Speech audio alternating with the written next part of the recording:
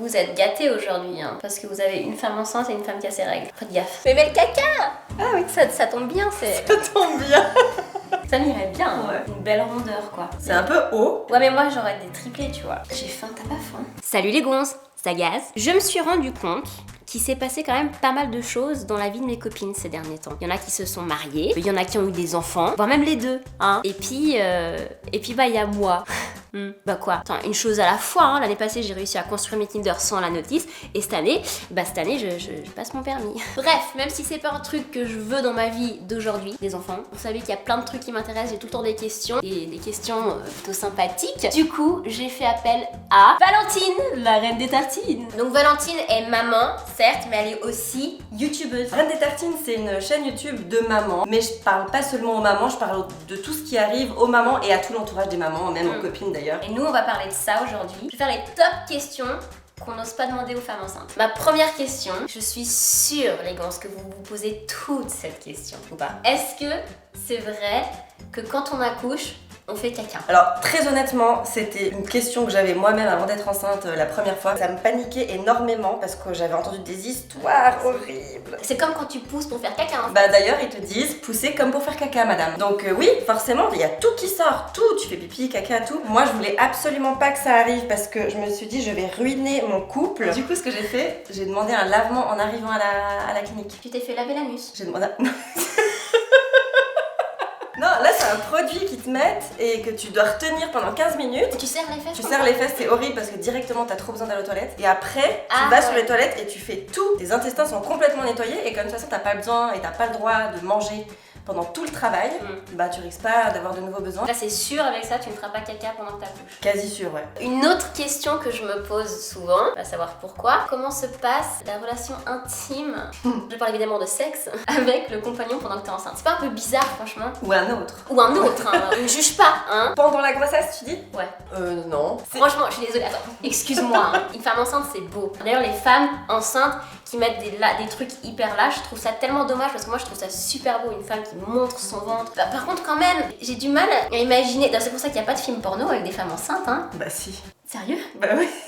Vu que je n'ai jamais vu ça, je ne sais pas, mais je m'imagine que c'est quand même bizarre. Enfin, ça doit être bizarre, quoi. Les 6 premiers mois, franchement, ça va parce que ça change pas grand chose au niveau du corps. D'accord, ouais. T'as juste des boobs un peu plus gros. Et du coup, ça tombe bien. Ça c'est cool. Par contre, c'est vrai que quand ça t'arrive gentiment sur la fin de la grossesse et que t'as le méga gros ventre, déjà il y a plein de trucs que tu peux plus faire. Bah, il peut pas être au-dessus, quoi. Ouais, difficilement. Il y a plein de positions que tu peux plus faire et en plus moi j'ai un utérus rétroversé donc apparemment je devrais pas faire certaines positions. C'est comment t'assumes ton corps, comment tu te sens bien dans ton corps. Et je sais qu'il y a des mecs qui aiment pas du tout ça. Et ça ils le découvrent quand la femme est enceinte, ils le savent pas avant que c'est un truc qui va un peu les repousser. C'est moins pratique. Parce que franchement, c'est moins pratique. C'est moins pratique, t'es plus vite essoufflé, t'es plus vite fatigué, il y a des endroits que t'arrives pas à atteindre et des choses que t'arrives pas à faire. Donc ouais, c'est moins pratique. Ok. Restons toujours sur le même sujet du vagin, de L'utilisation. l'utilisation. Est-ce que si t'accouches une fois, ton vagin il s'élargit à vie? De savoir qu'un truc gros comme ça là, qui va sortir de ton vagin.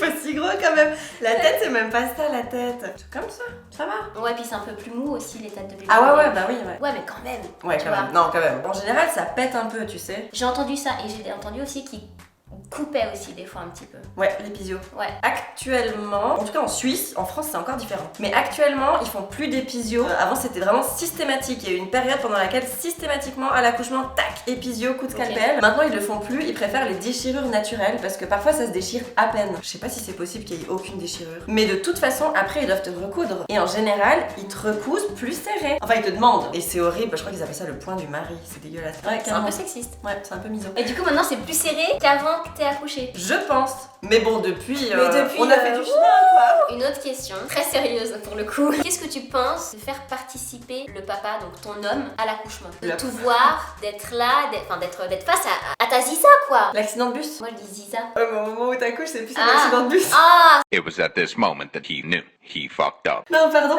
Il était assigné à cette place-là et il avait interdiction d'aller plus bas. Tu voulais pas qu'il voie ce qui se passait en dessous, quoi. Non. Pourquoi? Parce que t'avais peur qu'il le regarde plus de la même manière après? J'avais peur Ça désacralise le truc, tu Oui. vois. C'est de la peau, c'est du sang, c'est du liquide, il y a des choses qui... Enfin, il y a plein de choses qui vont sortir, le placenta, enfin... Et puis en plus, si tu fais pas ton lavage d'anus avant, il y a peut-être quelqu'un. L'homme, n'oublie pas. Qu'est-ce qu'on sait? C'est parce qu'il est pas dans le même délire, il a pas lui les hormones que t'as toi dans ton corps, c'est un truc chimique. On lui fait pas un shoot de quelque chose ou quoi. Ah, mais les émotions sont tellement là-haut Oui, ouais. que c'est comme si t'étais un peu drogué aussi. Hein. Alors effectivement c'est un jour incroyable, c'est la naissance de son enfant et ça dépasse tout, on est d'accord. Et les hommes qui ont envie de participer et les femmes qui ont envie que leur homme participe, d'un point de vue purement personnel, pour moi c'était no way José. Je pose surtout les questions auxquelles je pense et qui me font un peu peur. Moi j'ai peur de l'allaitement, dans le sens où moi petite j'ai pas été allaitée parce que ma mère elle avait pas assez de lait. Et autre chose c'est la douleur. Les débuts c'est vraiment compliqué, c'est vraiment difficile parce que tu sais pas comment faire. Mais ça va, ça fait pas encore mal. Là où ça fait très très mal,